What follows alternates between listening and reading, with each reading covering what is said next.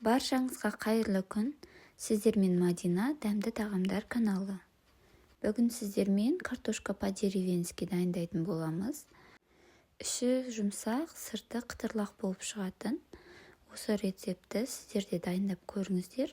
Сіздерге ұнайтынына сенімдімін. Ең алдымен орташа көлемдегі картоптарымызды қабығын ашып, жуып тазалап аламыз. Картоптарымызды дәл видеода көрсетілгендей етіп, турап дайындап аламыз.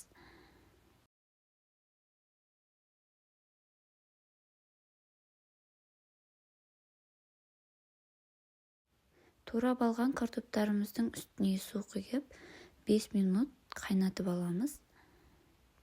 Суымыз қайнаған кезден бастап 5 минут уақыт санасаңыздар жеткілікті. Одан артық картоптарымыз езіліп кетеді. Үстіне жарты ас қасық тұз және лавр жапырағын саламыз. Көбіктерін алып тастаймыз. 5 минут уақыт өткеннен кейін картоптарымызды сүзіп аламыз. Картоптарымыз тұз сіңіріп, дайын болып тұратын болады, сондықтан да осыдан кейін артық тұз қоспаймыз. Енді дәмдеуіштерімізді қосатын боламыз. Бұл жерде менде 2 шай қасық паприка, 3-1 шай қасық қара бұрыш және 3-1 шай қасық хмели сунели. Жақсылап бір араластырып аламыз.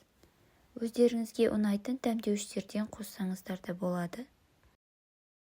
Үстіне 2 ас қасық оливковый масло қостым. Және майымыз араласқанша сәл ғана араластырсақ жеткілікті.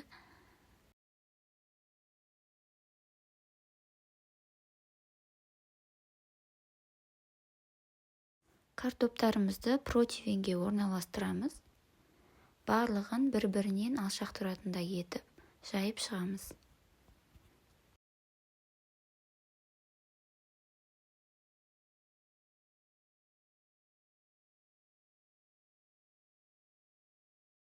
Алдын ала қызып тұрған пеште 180 градус температурада қызарғанша пісіріп аламыз. Менде 180 градус температурада 30 минут пісті. Сіздер өздеріңіз пештеріңізге байланысты анықтасаңыздар болады. Дайын болған кезінде сырты қатты, іші жұмсақ болып тұратын болады. Және де сырты осындай қып-қызыл әдемі түске енетін болады. Міне бізде картошка по-деревенски дайын болды. Өте дәмді болып шығады, оңай дайындалады. Сіздер де дайындап көріңіздер. Сіздерге іске сәт, астарыңыз дәмді болсын.